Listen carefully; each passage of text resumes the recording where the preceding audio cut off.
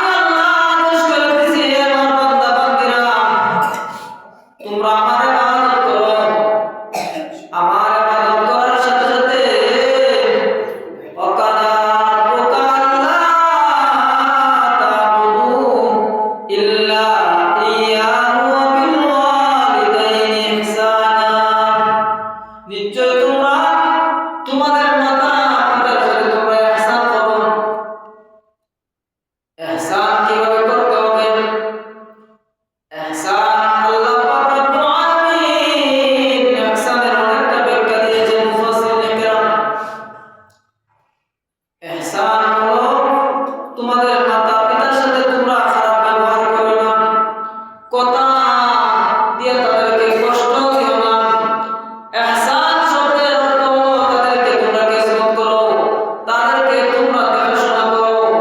আল্লাহ রাসূল বলেন কিভাবে দেখাশোনা করবে? যেমনি ভাবে তুমি ছোট ছিলা, তোমার মা গর্ভে যখন ছিলা, তোমার মায়ের গর্ভ থেকে যখন দুনিয়ায় ভূমিষ্ঠ হলা, তোমার বাবা মা যেভাবে তোমারে সুপুষ্ট করে লালন পালন করেছেন, যেভাবে তোমার মা বাবা তোমারে লালন পালন করে বড় করেছেন, সেইভাবে তুমি তোমার মা তার পিতার প্রতি ইহসান করো। আল্লাহ নবী সাহাবায়ে কেরাম এই আয়াত যখন শুনলেন, শোনার পর জিজ্ঞেস করলেন, ইয়া রাসূলুল্লাহ, আমি সর্বপ্রথম কার আমি খেদমত করব, কার হক আদায় করব? আল্লাহ রাসূল সাল্লাল্লাহু আলাইহি ওয়াসাল্লাম বলেন, সুম্মা উম্মুকা, তোমার মার হক আদায় করো। সাহাবী বলেন, ইয়া রাসূলুল্লাহ, ইয়া হাবিবাল্লাহ, আমি তারপর কার হক আদায় করব? তারপর নবী বলেন, সুম্মা উম্মুকা, তোমার মা। রাসূল এই কথা বলার সাথে সাথে আবার আরেক সাহাবী ডাক দিলেন, ইয়া রাসূলুল্লাহ, ইয়া হাবিবাল্লাহ, আমি তারপর কার হক আদায় করব? আল্লাহ নবী বলেন, সুম্মা উম্মুকা, তোমার মা। এভাবে তিনবার যখন নবীজি বলেন, সাহাবী ডাক দিয়ে বলেন, ইয়া রাসূলুল্লাহ, ইয়া হাবিবাল্লাহ, বুঝলাম তো মার হক আদায় করব, তারপর আমি কার হক আদায় করব? নবীজি বলেন, সুম্মা আবুকা, তোমার বাবার। নবীজি কথা বলার পর সাহাবী বললেন, ও ইয়া রাসূলুল্লাহ, ইয়া হাবিবাল্লাহ, নবী গো, তিনবার মায়ের কথা কেন বললেন? নবী বলেন, সাহাবী রে, তিনবার কেন বলছি জানি? তিনবার বলার কারণ হলো তোমার মা তোমার জন্য যে কষ্ট করেছে, এমন ভাবে তোমার বাবা তোমার জন্য কষ্ট করে নাই, সেই জন্য তোমার বাবার একবার হক আদায় করার কথা বলেছি। আর তিনবার কেন বলেছি জানো নি? তুমি যখন মায়ের গর্ভে ধারণ করেছে তোমার মা, সেই দিন থেকে তোমার মা তোমার জন্য অনেক কষ্ট করেছে। মা যখন গর্ভে ধারণ করে নেয়, ওই মা খানা পিনা ছেড়ে দেয়, রাত্রে ঘুমাইতে পারে না, ব্যথা করে, রাত্রে ঘুমাইতে পারে না, নড়াচড়া করতে পারে না, বেশি ব্যথা করে। এই জন্য তোমার মা যখন মায়ের গর্ভে যখন 40 দিন অতিক্রম হয়ে গেছে, ওই মা পেটের মধ্যে তুমি নড়াচড়া যখন করতে, ওই মায়ের ব্যথা হতো। ওই মা যখন তোমার পেটে যতই ব্যথা দেন না কেন, তোমার কারণে যতই ব্যথা পায় না কেন, মা একবার কষ্ট ভোগ করে না, মা আনন্দিত হয়, আমার সন্তান দুনিয়ায় আসবে, আমার সন্তান দুনিয়ায় আসবে। সেই জন্য যত কষ্ট হয় না কেন, মা একটু বিরক্ত বোধ করে না। আল্লাহর কোরআনের মধ্যে এগুলোর কথা বিস্তারিত দেওয়া আছে। আল্লাহ রাসূল সাল্লাল্লাহু আলাইহি ওয়াসাল্লাম বলেন, তারপর যখন তুমি 10 মাস 10 দিন যখন মায়ের গর্ভে থাকলা, যখন দুনিয়ায় আসার সময় হয়ে গেছে, তখন আল্লাহ পাক তোমার মায়ের গর্ভ থেকে ফেরেশতার মাধ্যমে সর্বপ্রথম তোমার মাথার ছিল মায়ের কলিজা বরাবর। কলিজা বরাবর যখন কলিজা যখন লাগতো, আপনি যখন নড়াচড়া করতেন, মার কলিজায় গিয়ে ব্যথা লাগতো। তারপর কারো বলে না যে আমার সন্তানের মাথা, আমার সন্তানের নড়াচড়া, আমার কলিজা ব্যথা করে, তার এই কথা কেউ হয় নাই। এরপর দুনিয়া যখন আসার সময় হয়ে গেছে, তখন সময় তোমার মাথাটারে ফেরেশতার মাধ্যমে আল্লাহ পাক পিছন দিকে নিচ দিকে আসা বানানো হয়। ওই নিচ দিকে যখন আসে, তখন বুঝেন এই সন্তানের নড়াচড়াটা মায়ের কত কষ্ট হয়। আমাদের পেটের মধ্যে যদি ব্যথা ধরে, ব্যথা সহ্য করতে পারে না। আর এই মা তোমার যখন নিচ মুখা মাথা দেওয়া হয়, মাথার দিকে দেওয়া হয়, তখন সময় কত কষ্ট ব্যথা মায়ের সহ্য করে। এই জন্য তুমি যখন আবার দুনিয়ায় আসার সময় হয়ে গেল, তখন সময় আল্লাহ রাসূল বলেন, ওই মা যদি কোন মা দুনিয়ায় সন্তান জন্ম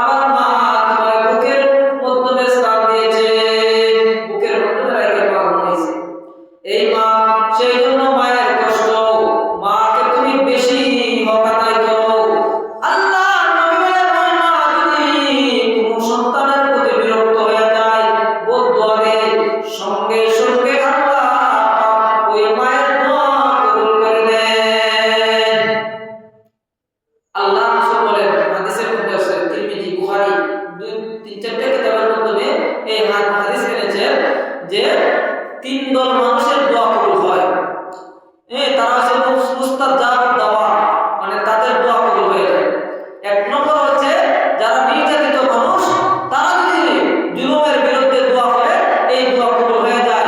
আর দুই নম্বর যারা মিসকিনের দোয়া কবুল হয়ে যায়। তিন নম্বর মায়ের দোয়া কবুল হয়ে যায়। মা যদি দোয়া করে অথবা নিজ দোয়া করে সন্তানের জন্য, এই দোয়া সঙ্গে সঙ্গে কবুল হয়ে যায়। আল্লাহ রাসূল সাল্লাল্লাহু আলাইহি ওয়াসাল্লাম বলেন, নবীজির একজন সাহাবী হযরত আলকামা রাদিয়াল্লাহু তাআলা মায়ের সাথে বেয়াদবি করছিলেন। মারে বউয়ের কথা শুনিয়া একটা বেতের আঘাত করেছিলেন। এই বেতের আঘাতটা এমন ভাবে করছিলেন মায়ের শরীরে দাগ হয়েছে। নবীজির সাহাবী এই স্ত্রীর কথা শুনে যখন এই মায়ের আঘাত করলেন এবং ওই সাহাবী মৃত্যুর শয্যায় যখন পড়ে গেলেন, মা দুনিয়া বেঁচে আছেন। এখন আল্লাহর জমিন থেকে তিনি যখন ইন্তেকাল হওয়ার সময় হয়েছে, সাহাবীরা তারা বারবার কালিমা পড়ানোর জন্য তালবিন দিতেছে। আর মায়ের বদুয়া তার প্রতি। নবীজির সাহাবী আলকামা জবান দিয়া কালিমা বাইর হয় না। নবীজির কাছে সাহাবায়ে কেরাম ডাক দিয়ে বলেন, ইয়া রাসূলুল্লাহ, ইয়া হাবিবাল্লাহ, আপনার আলকামা জবান দিয়া কালিমা বাইর হয় না। আলকামা তো সকরাতের মধ্যে। ও আল্লাহর নবী, আপনার সাহাবী এই অবস্থা কেন গো নবীজি? নবীজি বলেন, হে সাহাবীরা, আমার আলকামার মা দুনিয়া কি বেঁচে আছেনি? সাহাবীরা বলেন, ইয়া রাসূলুল্লাহ, ইয়া হাবিবাল্লাহ, আপনার সাহাবী আলকামার মা দুনিয়া বেঁচে আছে। তাহলে আলকামার মা একটু জিজ্ঞাসা আমার কাছে আনো। মারে যখন জিজ্ঞেস করা হলো, আলকামার মা, তোমার সন্তানের প্রতি তুমি বেজার না খুশি? তোমার সন্তান তোমার প্রতি কেমন ব্যবহার করেছে? আল্লাহ নবীর সাহাবীর কথা শুনিয়া নবীজি শুনিয়া বলেন, ইয়া রাসূলুল্লাহ, ইয়া হাবিবাল্লাহ, আলকামা আমার সাথে ভালো ব্যবহার করে নাই গো নবী। এই বলিয়া মা সন্তানের কথা মনে করে, আঘাতের কথা মনে করে কাঁদতে দিয়েছে নবীজির সামনে। ঝর ঝর করে চোখের পানি ফেলে দিয়েছে। হাউ হাউ করে কাঁদতে আর বলে, ইয়া রাসূলুল্লাহ, ইয়া হাবিবাল্লাহ, আমার আলকামা আমার সাথে ভালো ব্যবহার করে নাই।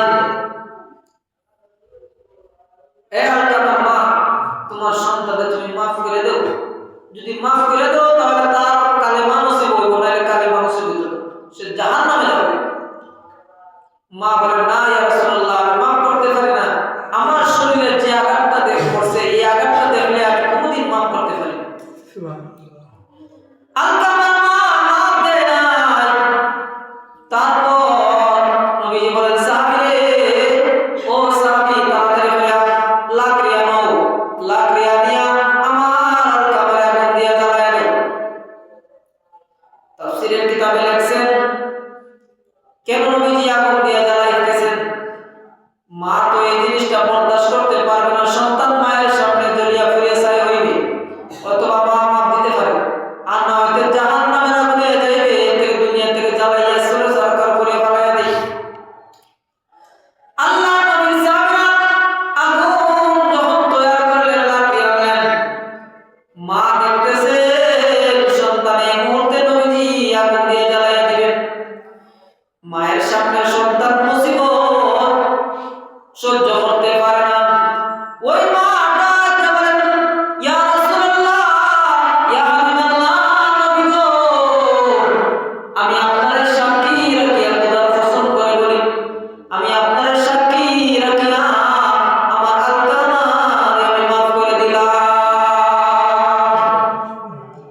যেই মাত্র আলকামারে মাফ দিয়েছেন, মাফ দেওয়ার সাথে সাথে আলকামা বলে, লা ইলাহা ইল্লাল্লাহ মুহাম্মাদুর রাসূলুল্লাহ।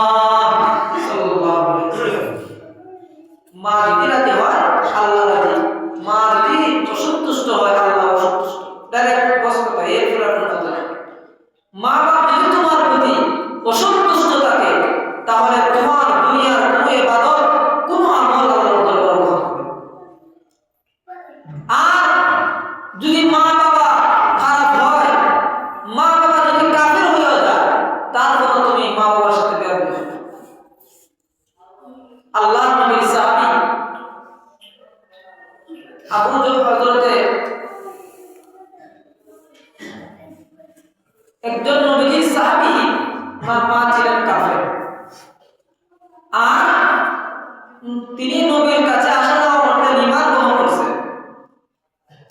মা প্রতিদিন থেকে নবীর কাছে আসে, সন্তানের মা দূর করে। এই মায়ের খাইয়া সাহাবী একদিন অসন্তুষ্ট হয়ে বলছেন, ইয়া রাসূলুল্লাহ, আমার মা, আমি আপনার কাছে আসার কারণে আমার মা আমার অনেক কষ্ট দেয়, আমারে আঘাত করে, আমার মায়ের সাথে আমি কেমন ব্যবহার করব? নবী বলেন, না, তোমার মার সাথে তুমি খারাপ ব্যবহার করতে পারো, ভালো ব্যবহার করতে পারো। ইয়া রাসূলুল্লাহ, তাহলে আমার মায়ের জন্য আপনি দোয়া করেন, আমার মায়ের জন্য দোয়া করেন যেন আল্লাহ আমার মারে কালিমা নসিব করে দেয়, ঈমানদার বানায় দেয়। নবী বলেন, নবীজির সাহাবীর মায়ের জন্য দোয়া করেন, আল্লাহ আমার সাহাবীর মারে তুমি ঈমান দান করে। আর সাহাবী কি করলেন? এই ঈমান নিয়ে দোয়া করার সাথে সাথে সাহাবী বলেন দৌড় দেওয়ার কারণে অন্য সাহাবীরা বলছে, সাহাবী তোমার মায়ের জন্য দোয়া করেন নবীজি, আর তুমি তো আল্লাহ ডেকে ওই আমি কেন দৌড়ছি জানেন? আমার নবীর দোয়া আগে যায় না আমার মা, কালে আমার নবীর দোয়া আগে যায় না আমি দৌড় দিয়ে আগে দে, আমার দৌড়টা আগে যায়, আমি এই জিনিসটা করি কেন? আল্লাহ রাসূলের দোয়া আগে কবুল হয় না আমি দৌড় মেরে গিয়ে বাড়িতে বসতে পারি আগে দে? সাহাবী দৌড়াইয়া বাড়িতে গেলেন, গিয়া বলেন, মা বলে ডাক দেন, প্রতিদিন মা বলে ডাক দিলেন, ঘর থেকে আসিয়া আঘাত করেন। আজকে সাহাবী হুযায়ফা রাদিয়াল্লাহু তাআলা, তারপর ওই সাহাবীর মা দোয়া করার কারণে সন্তানকে ডাক বলে, বাবা রে আয় করে আয়, আয় রে বাবা কোথায় ছিলে, করে আয়। দেখার মা বলতে সাহাবী ডাকতে বলে, আমি শুনতেছি যে মা ঘরের মধ্যে গোসল করতেছেন আর পানির আওয়াজ শোনা যায়। মা দরজা খুলিয়া বলে, বাবা রে আয়, তুই তোরা আমি কত মারধর করতেছি, আঘাত করি, এ বাবা আয়, আজকে বল তো দেখি তুই কার দরবারে যাস, তোরে এত মার মারি, এত গালাগালি করি, তারপর তার কাছে যাস, এরপর আমার সাথে খারাপ ব্যবহার করস না, একদিন তুই আমার খারাপ ব্যবহার করস নাই, এ বাবা ওই মানুষটাকে? তখন বলেন, আমার নবী মুহাম্মদুর রাসূলুল্লাহ সাল্লাল্লাহু আলাইহি সাল্লাম। হয়তো আমার নিয়ে যা, আর আমি তো নবী একবার দেখি কেমন মানুষ, যে মানুষের কারণে মানুষের দ্বারা আসা যাওয়া খরচ, আর তোরে আমি তুই নির্যাতন করি, একদিনও তুই আমার সাথে খারাপ ব্যবহার করছ না, কেমন চরিত্রবান মানুষের কাছে যাস, এই চরিত্রবান মানুষের কাছে চরিত্র শিক্ষা, তুই আমার সাথে খারাপ ব্যবহার করছ না, আয় আমি আজকে দেখি নবীর কাছে। তখন আর ওই সাহাবী মনে মনে ভাবতেছে, না এটা তো তোমার কথা না, এটা তো আমার আল্লাহ তোমার হেদায়েত দান করছে, আমার নবীর দোয়া কবুল হয়ে গেছে। তখন সময় গিয়া নবীর চেহারা তোমার দেখিয়া বলতেছে, ইয়া রাসূলুল্লাহ, আমারে আপনি কালিমা পড়ায় দেন, এটা কোনোদিন খারাপ মানুষের চেহারা নয়, এটা নিশ্চয়ই আল্লাহর পয়গম্বরের চেহারা। হে রাসূল করিম সাল্লাল্লাহু আলাইহি সাল্লাম, আপনি আমারে পড়ায় দেন, লা ইলাহা ইল্লাল্লাহু মুহাম্মাদুর রাসূলুল্লাহ সাল্লাল্লাহু আলাইহি ওয়াসাল্লাম। আল্লাহ নবী চেহারা দেখে কালিমা গ্রহণ করছেন। আর এই সন্তান দেখে আল্লাহ রাসূল নিষেধ করেছেন, তুমি তোমার মার সাথে খারাপ ব্যবহার করো। রাসূল করিম সাল্লাল্লাহু আলাইহি ওয়াসাল্লাম বলেন, মানুষ দুনিয়ার মা বাবারে খেদমত করতে হবে, মা যেন উ শব্দটা তোমার ব্যবহারের কারণে না হয়, উ শব্দটা যেন না হয়, কারণ মা তোমার জন্য যে কষ্ট করেছেন তুমি বুঝো নাই, কিন্তু এদিন তোমার যখন তুমি সন্তানের বাবা হবা, সন্তানের মা বাবা হবা, তখন বুঝতে পারবা তোমার মা বাবা তোমার প্রতি কত মহব্বত করছে। দুনিয়া থেকে মা চলে গেলে মা পাওয়া যায় না, বাবা চলে গেলে বাবা পাওয়া যায় না। এরে ভাই, দুনিয়ার সব পাওয়া যায়, মা বাবা পাওয়া যায় না। এই জন্য মা বাবারে তুমি ভালো ব্যবহার করতে হবে, মা বাবার সাথে ihsan করতে হবে। মা বাবারে, মা যদি বলে আজকে এই জায়গায় দাঁড়ায় থাক,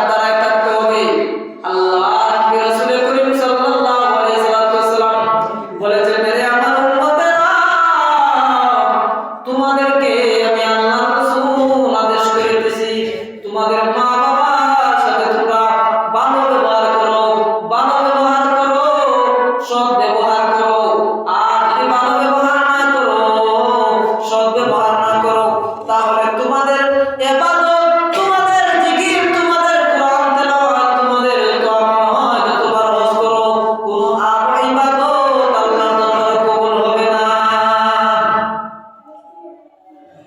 এক যুবক সে বিয়ে হইয়া শ্বশুর বাড়ি গেছে, শ্বশুর বাড়ি তার সময় বোর বাড়ি থেকে যখন বিদেশ গেছি, বিদেশ দিয়া মক্কা যখন সৌদি আরব গেছে আর কি, গিয়া প্রতি বছরই হজ করে আর এদিকে মা বাবার খোঁজ খবর নেন।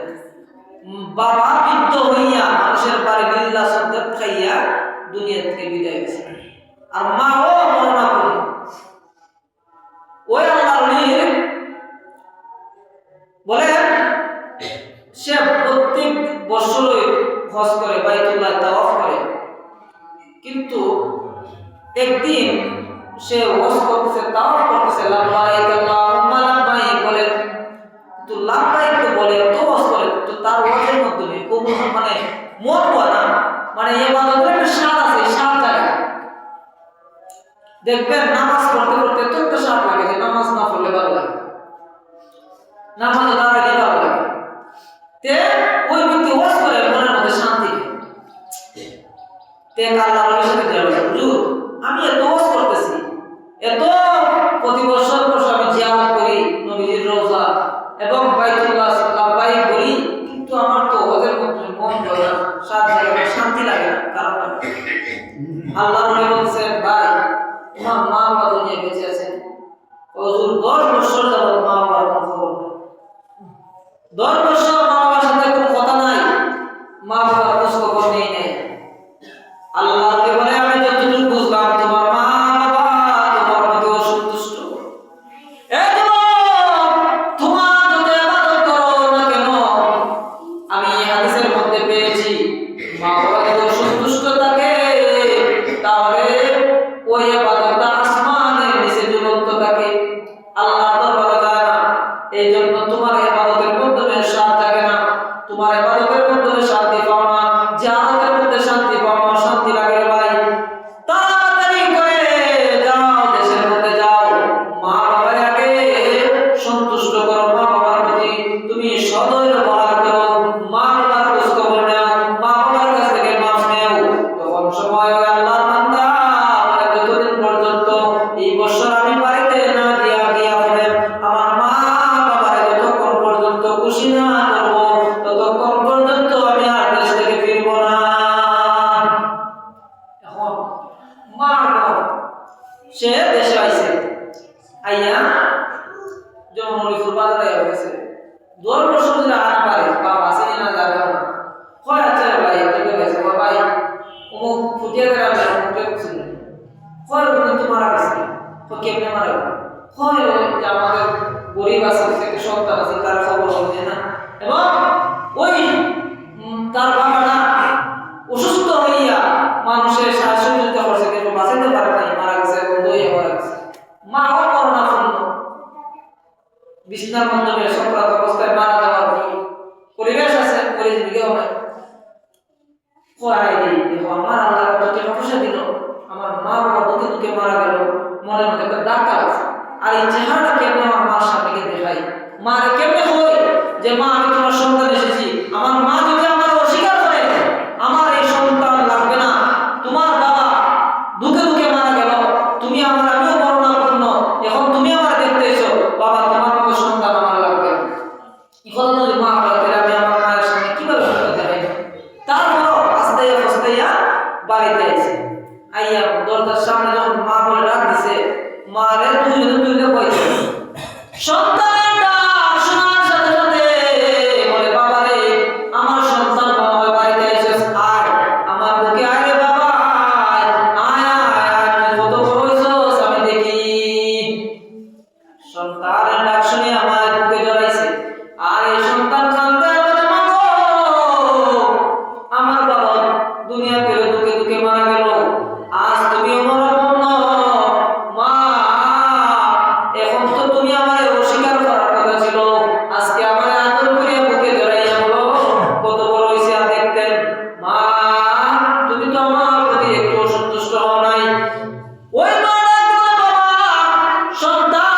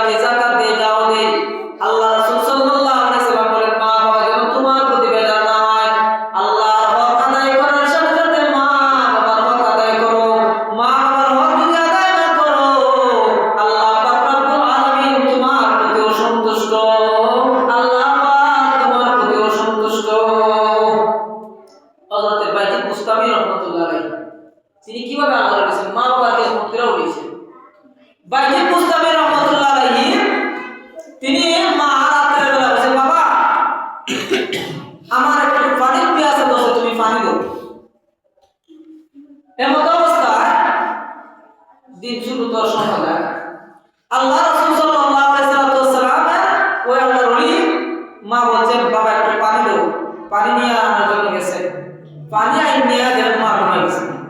এখন কিভাবে ডাক দিবে চিন্তা করতেছেন যে যদি একটা ডাক দেয় তাহলে মা কষ্ট পাইবে। আবার এখন থেকে যদি যাই ও আবার যদি উঠতে আবার পানি দেয় বুঝোই তাহলে কষ্ট হয়ে যাবে। কিতাব আছে সারা রাত পাইছে মুস্তাফি রহমতুল্লাহ আলাইহি পানি নিয়ে মা দাঁড়া হয়েছে। মা ঘুম থেকে উঠে দেখেন সন্তান পানির গ্লাস নিয়ে তার খারাপ। আর সঞ্জয় বলছে বাবা তুমি ঘুমাও নাই? মা আপনি তো আমার কাছে পানির কথা বলছেন, আমি তো যদি যাই গিয়া তাহলে তো আপনি যদি আবার পানি বুঝেন তাহলে কষ্ট পাইবেন, আবার ডাক দিলেও কষ্ট পাইতে পারবেন জায়গায়।